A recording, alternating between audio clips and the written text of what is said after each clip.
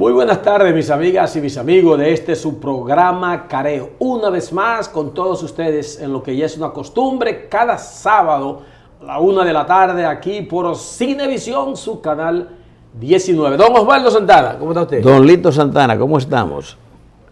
Déjame saludar a los amigos de Careo. ¿Cómo están ustedes? Saludos. Aquí de nuevo en Careo. Dime, tú me querías decir algo. algo. No, que me quedé mirándote a la frente a ver si quedaban vestigios. ¿De el qué? miércoles de ceniza. el inicio de la cuaresma, porque hay gente que se la deja conservar. Eso la ceniza. Sí, sabe que el pasado miércoles arrancó ya la cuaresma y la gente dice, pero qué rápido, otra vez ya estamos. Sí, ese es el anuncio de la proximidad de la Semana Mayor, la Semana Santa. Y de esa unción, Lito, si así se puede llamar, sí. ¿Cuál es el origen a qué se debe? Es una tradición que sigue la Iglesia Católica, que dicen los principios, ¿no? Que como eso, el anuncio de que se comenzaba la cuaresma, y tú dices, pero ¿podrán ir a un fogón por ahí o un anafe y poner el dedo? Y pues... No, tiene también un ritual. Dicen que los que son más seguidores, los más ortodoxos, aprovechan los ramos del domingo de Ramos del año anterior, que es el domingo de Ramos, aquella conmemoración de la entrada de Jesús antes de que lo crucifiquen. A Jerusalén. Sí. Entonces se guardan esas cenizas para el año siguiente ungirlo sobre la frente de los que creen en esa tradición, que no es todo el mundo, porque sabe que hay muchas religiones, aunque es la más predominante. Una celebración católica. Católica, exactamente. Entonces, a partir de ahí se cuentan los 40 días hasta la llegada del Jueves Santo, que ya es una etapa especial en la Semana Mayor. Todos los países del mundo entran en esta situación. Nosotros, que tenemos un 90%, 80 y tanto ya, a veces se reduce, a veces aumenta. Nos introducimos ahí en esa temática con actividades especiales en las iglesias. En las zonas también rurales, Osvaldo, que hay creencias a su estilo, también se comienza en la preparación de lo que son estas actividades. No es la misma liturgia que se sigue en los templos, pero también la gente lo toma en cuenta. El miércoles mucha gente no comió carne, hizo su ayuno, la gente comió bacalao, pescado, sardinas. Y ayer tampoco, que fue ya el primer viernes de la cuaresma. Son 7 viernes que la gente no consume carnes ni Tú eres un especialista, tú tuviste mucho tiempo vinculado a la iglesia. Sí, fíjate que uno lo ve desde fuera ya como una tradición, pero cuando tú estás adentro lo asumes, como con toda la pasión que implica, lo que comienzan los recorridos, los sermones, uno le puede decir las homilías, ya todo desde ahora en adelante hasta ese domingo de resurrección tienen un sentido especial para las celebraciones cristianas y como te decía, en las zonas rurales que lo asumen con más devoción. Sí. Tú lo vives. Y también lo que tú orillaste, que quisiera comentar adicionalmente, es cómo en ese periodo también la alimentación, ¿verdad?, juega su papel. Hay cosas, por ejemplo, los católicos tradicionales no comen carne durante la cuaresma. Sí. Es un ejercicio de sacrificio. A veces lo hacen inconscientemente, pero es un sacrificio, ¿verdad?, por ese periodo difícil, ¿verdad?, que vive el cristianismo y que es la expresión de lo que fue ese periodo reflexivo de Jesús, que culmina, ¿verdad?, con la muerte y crucifixión. Ahora, hay sin embargo tendencias, incluso en los sacerdotes, que dicen que realmente no es necesario dejar de alimentarse adecuadamente consumiendo carne, porque eso no tiene nada que ver necesariamente con la fe, pero la cultura dominicana católica se ha enraizado. Pero sin embargo comen pescado. El pescado, el pez, pasa a jugar un papel importante y el bacalao tiene un alto consumo. Digamos que todos los productos del mar y de los ríos pasan a jugar un papel fundamental. Y también en ese tiempo se hacen las famosas habichuelas con dulce. Sí. No sé por qué. O las habas. Ya las habas con dulce desaparecieron. No hay habas. Entonces, tú sabes que los componentes de las habichuelas con dulce pues son habichuelas fundamentalmente y batata, ¿verdad? La batata, yo pienso que eso vendría porque en esos tiempos también se comienza a cosechar batata. Hay mucha batata y sale algo barato. Y las habichuelas que se terminan de cosechar entre enero y febrero, también entran en ese periodo y no están tan caras como normalmente ocurre. Ahora, el pescado en estos tiempos de inflación se ha puesto difícil, se va a poner difícil para quienes guardan esos días que cambiando los hábitos de consumo, sobre todo lo que tiene que ver con los productos, con las proteínas, carnes, porque yo estuve viendo una publicación de uno de los grandes supermercados de la capital, que dice que el carite criollo, la libra, ¿tú sabes cómo la están ofertando? A 319,95. ¿Tú sabes lo que es una libra de carite? Señores, cómo ha cambiado el país, la situación, claro, han venido aumentando hace tiempo, pero esta inflación, ¿a dónde lo ha llevado? Pero no están disponibles, por lo menos en 2 sucursales de ese centro comercial que lo ofrece. El atún Stick Premium dice aquí. ¿Tú sabes lo que es eso? Una libra, yo ni lo quería creer, 439,95. Es decir, 440 pesos. Filete de dorado importado, está importado 399,95, esos 400 pesos. Dorada criolla, 279,95, 280 pesos. Yo no voy a seguir, porque la verdad es que no me lo creo. El chillo, eso es dominicano, el chillo empacado al vacío, libra, 469,95, pero es un escándalo. Es decir, 470 pesos. ¿Tú sabes cuánto cuesta una libra de tilapia? A mí me impresiona, porque la tilapia la botábamos nosotros en el sur cuando éramos muchachos, ¿verdad? La botábamos de la tanta que había. Era una hartura. La chiquita uno le decía titaca y la sacaba del paquete. No consumía. La tilapia tenían que ser grandes y eran casi gratis. La pescaban en los ríos, a veces en los conucos, como le decíamos en la finca, irrigando. Uno se encontraba, el sistema de cultivo en el Valle de Neiva, esa base de inundación, ¿verdad? Con los famosos caró, que es una dimensión donde por canales entra el agua a los cultivos. Y ahí llegaban los peces y uno lo pescaba, lo cogía prácticamente. Y ahora, sin embargo, ¿tú sabes cuánto cuesta una libra de tilapia en el Gran Santo Domingo, en la zona rural del Gran Santo Domingo, sobre todo en el norte de Santo Domingo Norte? 175 pesos una libra de tilapia. ¿Y tú sabes lo que cuesta en el Valle de Neiva? Algo parecido. Sí. De modo que ni la tilapia, que era lo último, que era lo más barato, digamos, de la oferta del mundo, ¿verdad?, de la pescadería. Oigan cómo se ha puesto. Esto está muy difícil. Sí. Algo antes de irnos a la pausa, Osvaldo, tú lo dijiste de una manera. El sacrificio que asume mucha gente por lo de la Cuaresma, al abandonar algunas costumbres, como es los hábitos alimenticios, para entrar en el ritual de la Semana Santa. Precisamente el sacrificio es porque esta es una fecha, una temporada, porque no es una fecha de dolor, ¿verdad?, de sufrimiento, porque que estamos en medio de un proceso en el que al final crucifican a Jesús. Lo llevan a la cruz y le clavan sus brazos y sus pies. No es una celebración. La gente lo ha tomado como una celebración. La Semana Mayor, la Cuaresma, es una conmemoración.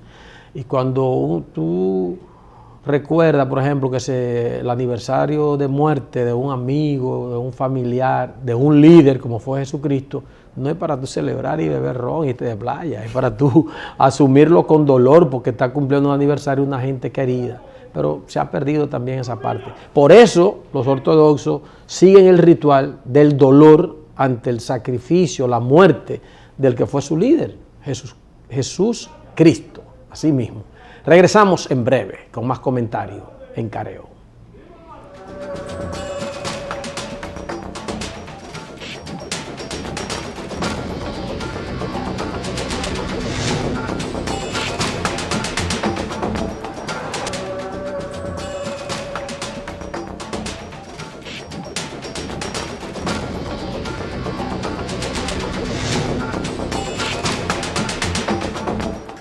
Muy bien, estamos retornando con todos ustedes en este programa Careo. Osvaldo, el tema obligado para arrancar con esto es la situación que está viviendo una parte del mundo, por allá, por Europa, ¿verdad? En que Rusia invadió a Ucrania ha tratado de responder como ha podido, llegan muchas informaciones confusas. Que no está en otra parte del mundo, porque que todo el mundo es uno ya. Es uno. Tú no viste que el drama que tenemos aquí de los ucranianos de 2.000 que estaban, todavía queda un alto volumen no, una buena parte, que deben ser protegidos por el Estado receptor, que somos nosotros. Los rusos se han ido. Los turistas, ¿tú te refieres a los turistas? Sí, habían 2.000 y pico de rusos, y una cantidad, yo creo que quizás menos de 200 ucranianos que el Estado dominicano se han quedado varados aquí, ha debido prestarle protección, ¿no? Sí, protección fuera también de los Pero eso es lo que muestra, ¿verdad?, que la tierra ya cada vez más, ¿verdad?, una sola, como lo ha sido siempre,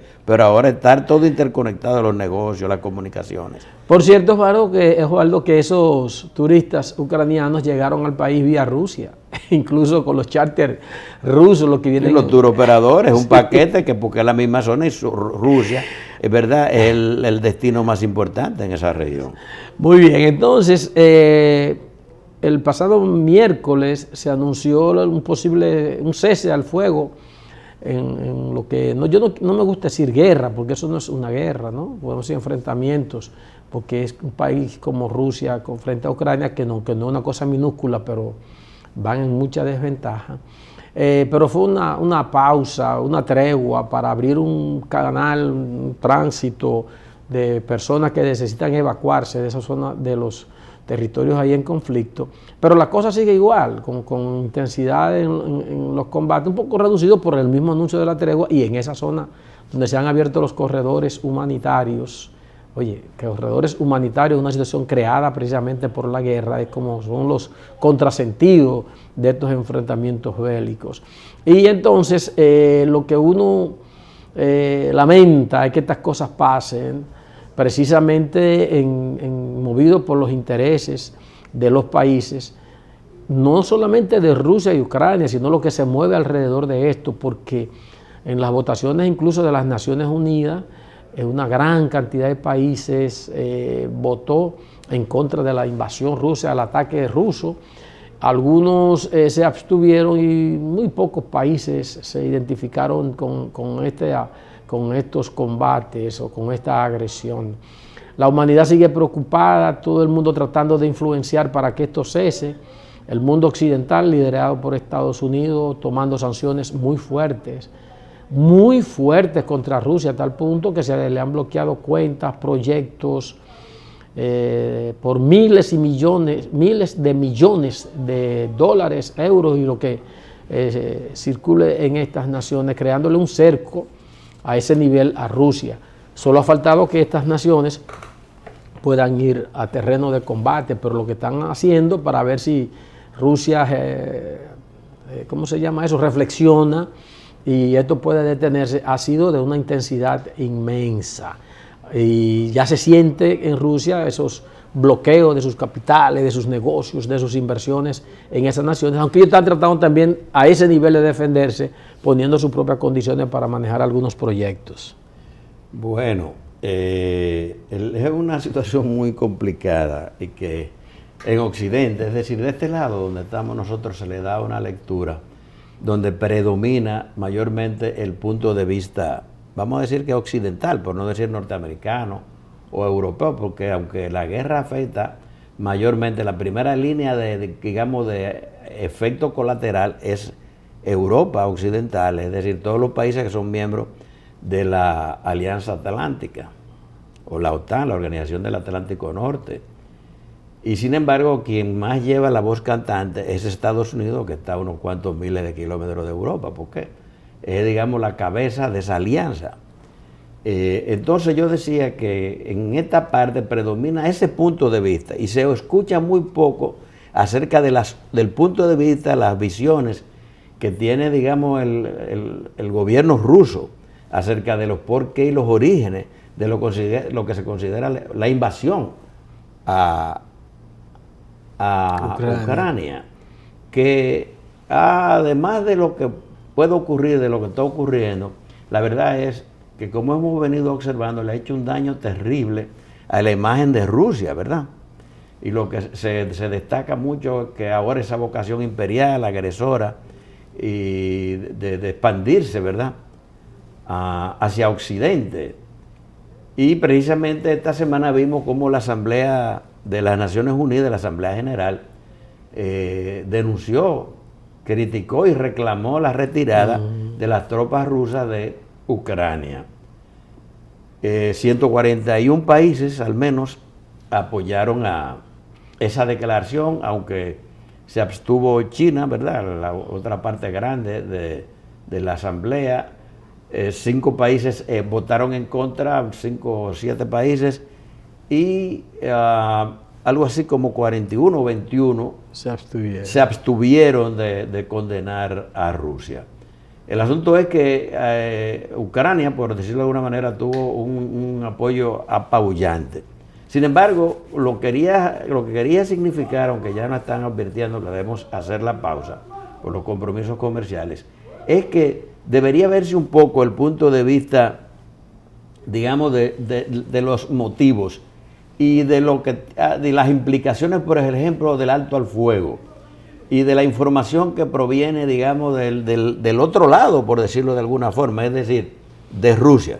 Pero va a ser después de la pausa, ¿verdad?, cuando deberíamos continuar con este tema. Regresamos en breve con más comentarios en Careo.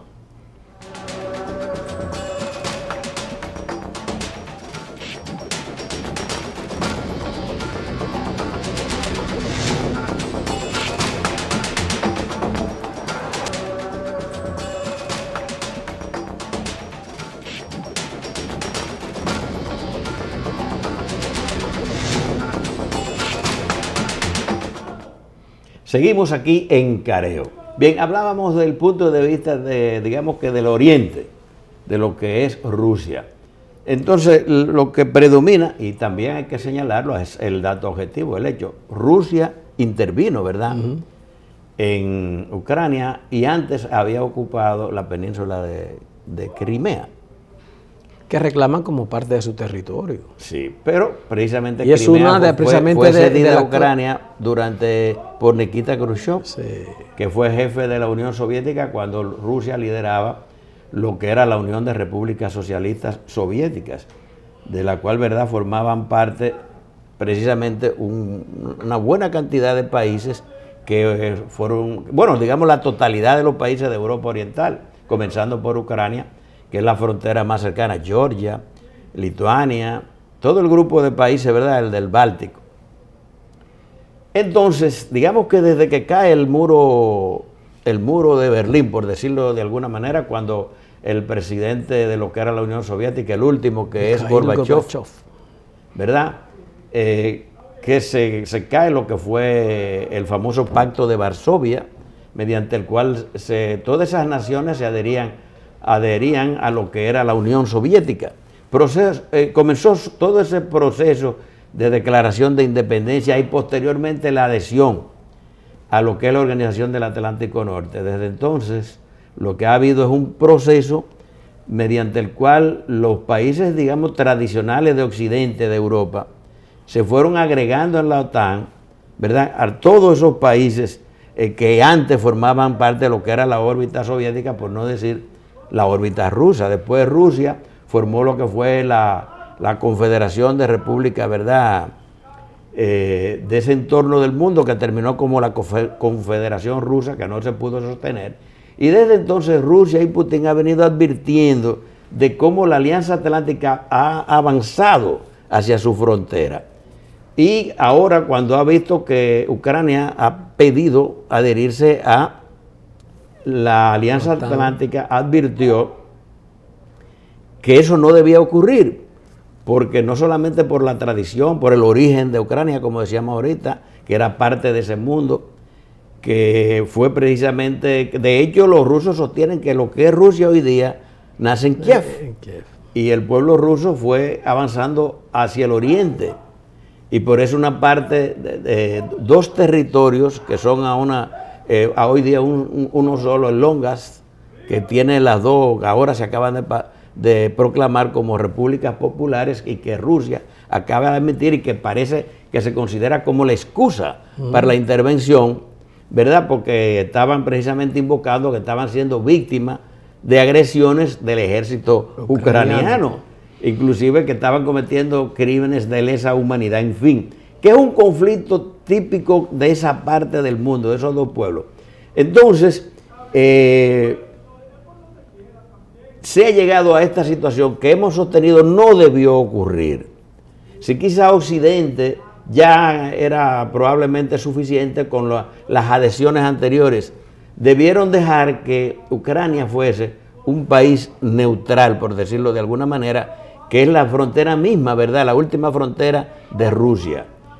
Y eso se pudo haber pactado, era lo que planteaba Putin, hasta que finalmente ellos intervinieron. Ahora está ocurriendo lo que debió ocurrir antes, que después de la guerra, tú dices que no es una guerra, pero una guerra, porque hay resistencia, no ha sido solo una ocupación, sino que hay una resistencia consistente de los ucranianos y además muy apoyada por Occidente. Todos los países de Europa Occidental y también Estados Unidos han estado enviando armamentos a Ucrania, excepto Turquía, que ha mantenido una posición equidistante.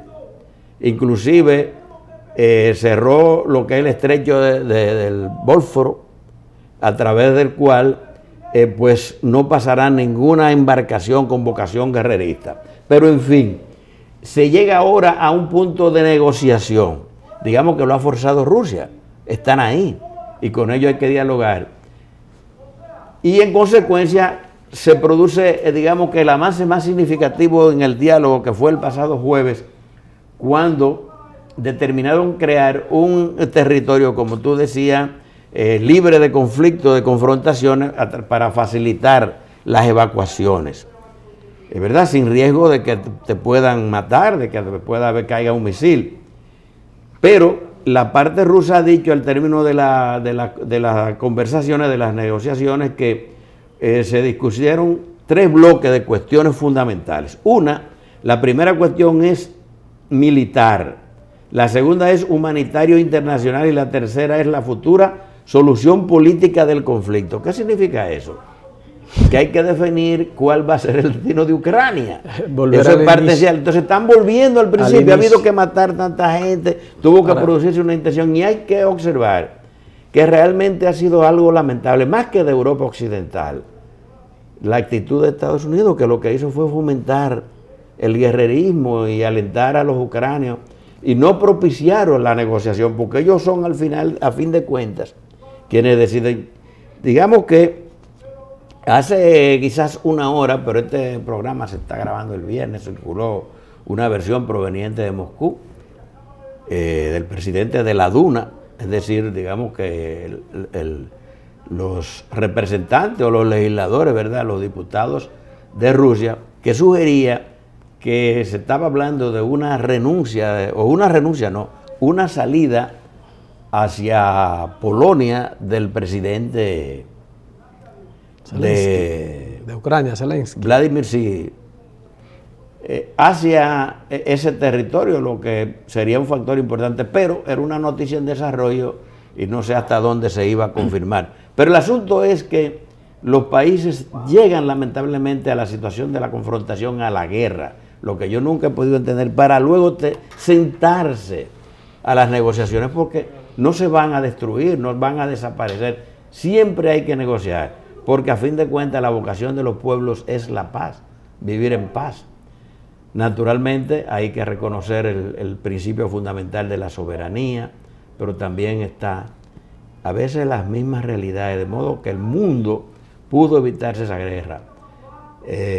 Quizás cobre vigencia, no sé hasta dónde tenga sentido la petición de mediación, de que China juegue un rol, digamos, dinámico en esa zona, pero si ya están ellos mismos negociando, tampoco le veo mucho sentido. Vamos a la siguiente pausa comercial. Cuando regresemos habrán más comentarios aquí en Careo.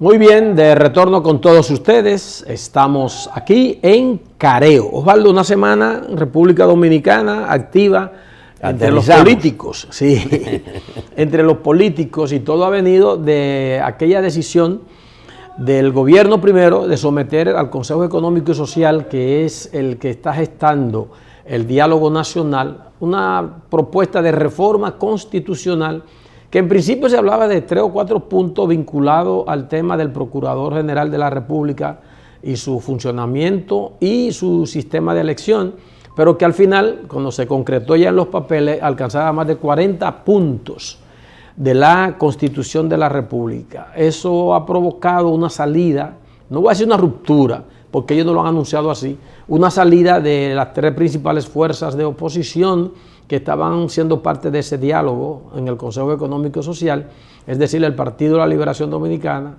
la Fuerza del Pueblo y el Partido Revolucionario Dominicano, que han dicho que es inoportuna la posibilidad ni siquiera de la reforma constitucional, porque entendían que el mismo tema por el que estaba siendo convocada, que sería la designación o sistema de elección de un procurador independiente que se llama Fiscal General de la Nación en la propuesta, no está gravitando en la necesidad del pueblo dominicano, que lo que tenía que concentrarse el gobierno es en gobernar precisamente para resolver los grandes problemas económicos y sociales que tiene el país. Este tema ha sido liderado sobre todo por esos 3 partidos y últimamente se ha quedado el presidente Leonel Fernández con la voz cantante con relación a que no es necesaria la reforma constitucional y que hay que concentrarse en los precios de la comida, en la situación que hay en los barrios, los sectores populares. El presidente Abinader se ha introducido, se ha metido en el debate de este tema y ha planteado que él sabe que los temores que hay entre esos partidos a una reforma constitucional, porque ellos han sido partícipes de otras reformas, y que él no está convocando por primera vez, dice él, a una reforma constitucional en la que no se va a tocar el sistema de elección o reelección presidencial. A lo que el presidente Fernández le ha respondido que él no reformó la Constitución, que en el 2010 se elaboró una nueva Constitución con el más amplio proceso de consulta a nivel nacional, que no fue una cosa de ahora para ahorita. El hecho de que esté el debate, Osvaldo, ahora, el país está en eso, el gobierno debía estar en eso, es como dicen los opositores, que es extemporáneo, que no es el momento. ¿Qué piensan ustedes? Bueno, tú sabes que uno trata solamente de contribuir a dar hacer algunas consideraciones, ver algunos aspectos, no pretendemos, digamos, identificar dónde está la realidad o la verdad de las cosas. Y eso me permite a mí hacer un ejercicio un poco más allá de si procede o no, si es adecuado. Podemos abordar eso también, el momento para discutir una reforma, y quizás hacer un señalamiento, una observación de detalle, que este tipo de propuestas, iniciativas, vamos a llamarlas así, provenientes del Poder Ejecutivo, como algunos otros hechos, uno más o menos resaltantes, que se han estado produciendo en el ejercicio de la política en el país, han provocado un efecto en la oposición. No se puede, bueno, si se puede hablar de la oposición como conjunto, que no se había logrado por acción de la oposición misma, sino al contrario, lo que hemos visto con la división del Partido de la Liberación Dominicana en el proceso electoral pasado, durante el cual el expresidente Fernández deslindó campo y se separó del PLD, por lo que ocurrió, ustedes recuerdan, ¿verdad?, en las primarias, y fundó la Fuerza del Pueblo. Y agotaron un proceso, digamos, de negación del viejo partido, lo denominaron, ¿verdad? Era, digamos, su línea de confrontación. No lo eran, habían pasado las elecciones, ni el nuevo gobierno, ni ningún otro sector. Era la diferenciación del PLD. ¿Qué ha ocurrido? A partir de lo que ha denunciado precisamente la oposición, por los hechos, alcaldes que se han traspasado de la oposición al gobierno, y se ha señalado incluso figuras conocidas de los principales líderes del Partido Revolucionario Moderno, gente del Poder Ejecutivo que han estado, ellos hablan de transfugismo, pero eso es un eufemismo, es que han estado, digamos, ofreciéndole, digamos, posibilidades por no pensar en dinero, porque quizás si fueran simples políticos se pensaría que los compraron. Pero ¿qué ocurre? Lo que pasa es que el gobierno, haciendo un uso de su poder, quienes están gobernando, mira, yo soy el Poder Ejecutivo, manejamos presupuesto, controlamos la liga, te vamos a ofrecer aquí en tu comunidad que tú quieras hacer un parque, quieras asfaltar las calles, quieres construir un matadero, todas esas obras, tú no te da el presupuesto, entonces vamos a hacer las gestiones, te vamos a privilegiar tu cabildo, aumentarte, hacer que la liga te aumente el presupuesto, o lo que fuere, te vamos a dar fondos extraordinarios, o el Ejecutivo te va a construir obras públicas, son las opciones, o comunidad digna, te puede hacer esta o más cuáles obras, pero tiene que pasar a la fila del Partido Revolucionario Moderno. Esa realidad que es verificable, caso más resaltante es el de Hanoi Sánchez es famosa. San Juan de la Maguana. Ella quizás es una trota partido, por no decir trotamundo, porque fue del PLD, después se fue... No, ella fue reformista. Reformista y después pasó al PLD, del PLD volvió a estar, que me parece, la boleta reformista, después aliada, ingresó, se fue con Leonel, en fin, no importa lo que haya pasado. El tema es que se han ganado a Hanoi. El Partido de la Fuerza del Pueblo no está molesto, no se lo toma en cuenta. Incluso he oído a dirigentes de esa agrupación decir que la entienden y que cuando ella desee tiene las puertas abiertas. Pero el tema es que como Hanoi, otros se han pasado abierta o discretamente a la fila del gobierno. ¿Qué provocó eso? Que el PLD, Fuerza del Pueblo y el PRD emitieran una declaración conjunta porque parece que están siendo afectados por esa situación y se ha producido en lo que la política se llama acción conjunta. Unidad de acción se llamaba cuando el presidente Balaguer era dominante en el poder, ¿verdad? Y entonces la oposición practicaba, aunque tuvieran ideas diferentes, cuando las ideologías predominaban, veías a un partido de izquierda aliado con una derecha, entonces se formaba lo que era la unidad de acción frente al gobierno. Ahora ocurre el fenómeno de que una iniciativa poco oportuna se puede considerar, no un momento o quizá innecesaria del gobierno, otra acción del gobierno, la reforma constitucional provoca que el PLD, Fuerza del Pueblo, PRD, se constituyan, practiquen de nuevo la unidad de acción y se retiran del Consejo Económico y Social, se retiran de la mesa del diálogo que va a conocer las reformas. Es decir, se acercan. ¿Qué está provocando eso? Está provocando que la oposición se una, pero lo está generando el propio gobierno. Hacia el futuro, no digamos que tenga que ocurrir nada, pero bajan las tensiones. Tienen una alianza no escrita, sí. Tienen una alianza para la acción, para la autodefensa o la defensa mutua. Hacia el futuro, un encuentro, una alianza es mucho más fácil porque ya han recorrido ese camino. Y esa es la política, así funciona la política, es decir, que de alguna manera el gobierno por esa vía, tratando de ganar adhesiones, alcalde o a la causa de la reforma, está al mismo tiempo ayudando al reencuentro de la oposición y a bajar las tensiones. Ya en un proceso como ese de construcción, digamos, de un punto de vista, no es verdad que la Fuerza del Pueblo va a atacar o va a tratar de sonsacar a los PLDistas. El PRD no puede atacar a un aliado coyuntural, Fuerza del Pueblo. Entonces, eso es lo que está ocurriendo y así se puede ir allanando un camino a futuro.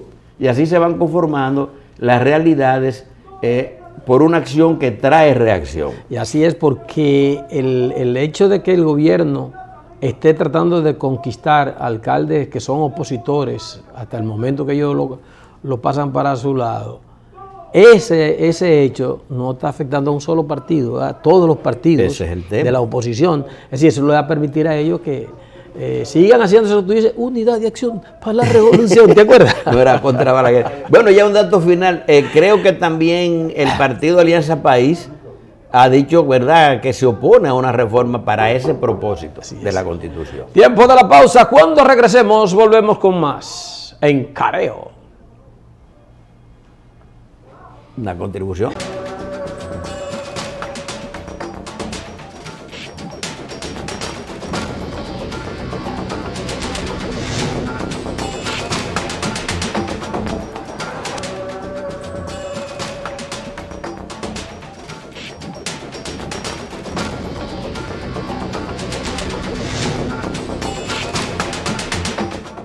Muy bien, de retorno con todos ustedes. Estamos entrando ya a la parte final de este programa Careo.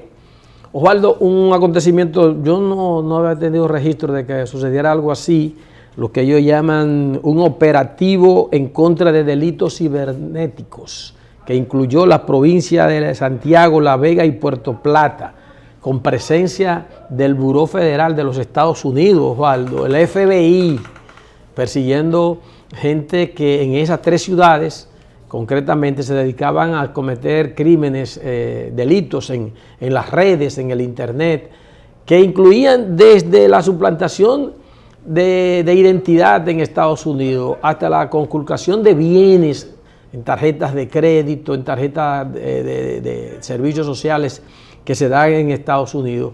Un operativo que incluyó el apresamiento de cientos de personas y en la depuración han dejado como a 60 que pueden ser sometidos a la acción de la justicia. Un hecho, no sé, no habían registrado esto, primero por la magnitud de las ciudades que alcanzaba y segundo por los organismos internacionales más lo nuestro, que se sumaban a un esfuerzo por atacar lo que llaman delitos cibernéticos, que tienen un nombre entre la juventud, se le dicen chipero, pipero, una cosa de esta, porque se dedican a estafarte en tu tarjeta, en tu... Robarte los datos, sí, y la identidad. No los datos nada más. Físicamente la tarjeta también. El dinero. Es una forma de violencia. Miles. Te voy a decir, personalmente, yo preferiría que me ataquen de esa manera y no que me maten en la calle en un asalto. Sí. Y te lo digo precisamente por una publicación del movimiento cívico no partidista, capítulo dominicano de Transparencia Internacional, Participación Ciudadana, que presentó esta semana resultados de un estudio sobre percepción de violencia y delincuencia. Fue ejecutado por los integrantes de la Red Ciudadana por la Seguridad y la Justicia y sus organizaciones aliadas. ¿Tú sabes lo que descubrió ese diagnóstico? ¿Qué investigación? Que a veces veo que hablan las autoridades que ha bajado, digamos, la percepción de inseguridad entre los dominicanos. Dice el estudio que al consultar sobre los diferentes problemas del país, el 78.7% reportó como su principal preocupación la delincuencia, seguido del desempleo, y eso que se ha reducido el desempleo. Yo no digo nada, son datos. 73.96% consideró que el segundo gran problema es el desempleo. La corrupción sigue igualita. No digo quizá como fueron todas esas grandes denuncias contra el PLD, pero la gente siente un 70.41% de la población considera que la corrupción sigue igual. Sí, que sigue. La crisis de valores alto, 65%, y la violencia, no solo la delincuencia en general, 61.54%, dice que la sigue padeciendo, de forma tal que de los encuestados, 8, señores, de cada 10 personas reportaron que viven inseguros. Con respecto a la sensación de miedo en sus localidades, 94.68% de los encuestados reportaron que en alguna medida sienten miedo a la delincuencia y al crimen. Y un poco de miedo, 36%, mucho miedo, y así va descendiendo. Y hay otros factores ahí que no da tiempo a mencionar, pero esa misma sensación siento yo. Uno siente temor. No puedo decir miedo, porque ya un hombre de mi edad no puede sentir mucho miedo. Pero sí, siempre tengo en cuenta que a uno lo pueden atracar saliendo de su casa, en los caminos. Es un problema, es una de las materias que hay que resolver, aunque se está hablando poco de eso. Así es. Osvaldo, en esta semana también hubo una nota que pasó suave, pero que me dio a mí una alerta, y es que el ex miembro titular del Pleno de la Junta Central Electoral, Eddie Olivares, podría estar aspirando a la presidencia del Partido Revolucionario Moderno para su próxima convención. Y el anuncio lo hizo Eugenio Cedeño, que es un hombre con fuertes vínculos en ese partido y muy cercano, en algún momento fue el vocero de Hipólito Mejía antes de serlo Eddie Olivares. Es decir, él anunció que habían 35 diputados de ese partido que estaban suscribiendo el respaldo al señor Eddie Olivares. ¿Cuál es mi alerta? Eddie Olivares es un hombre de Hipólito Mejía, compadre como 3 veces, creo que Hipólito es padrino de los 3 hijos de Olivares, y Cedeño es el ex vocero de Hipólito en su momento. Es decir, el hipolitismo no está sepultado en el PRM. No como sepultado una fuerza gobernante, ellos controlan quizás la mayoría de los ministerios. Pero bueno, lo importante es que sigue, que el que cobra fuerza, está por cobrar fuerza el hipolitismo. Olivares es un ciudadano, un trabajador que se merece más que la presidencia del Partido Revolucionario Moderno. Lo único que hay que agregar quizás es que debe prevalecer en el Partido Revolucionario Moderno el principio de la libre elección. Tiene que haber elecciones, que no lo decida el poder. Y el hecho de quizás de que Olivares, que bueno, lo dejaron fuera, no entró al gobierno, o no sé si fue que él no quiso, aunque él lo que aspiraba era la Junta. Pero la cuestión es que sí es verdad, esa es la corriente de Hipólito, pero lo importante de ese proceso que se va a abrir es que sea un proceso abierto. Hay otra gente que también aspiran y tienen sus derechos, pero lo fundamental es que se respete ese principio y que las bases del PRM elijan y no que la dirijan las cúpulas, sea del partido o de quienes gobiernan desde el Palacio Nacional.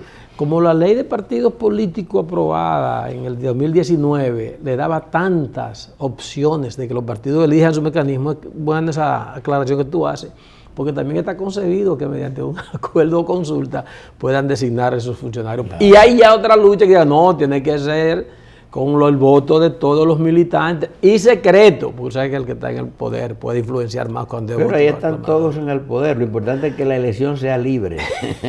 Se nos ha acabado el tiempo, don Osvaldo Santana, siempre es un gran honor poder compartir con usted, las personas que están de aquel lado del televisor, con los amigos acá del canal de Cinevisión, esta hora completa del programa Careo. El próximo sábado, a la 1 en punto de la tarde, será el chance de juntarnos de nuevo. Hasta la próxima, pásenla bien.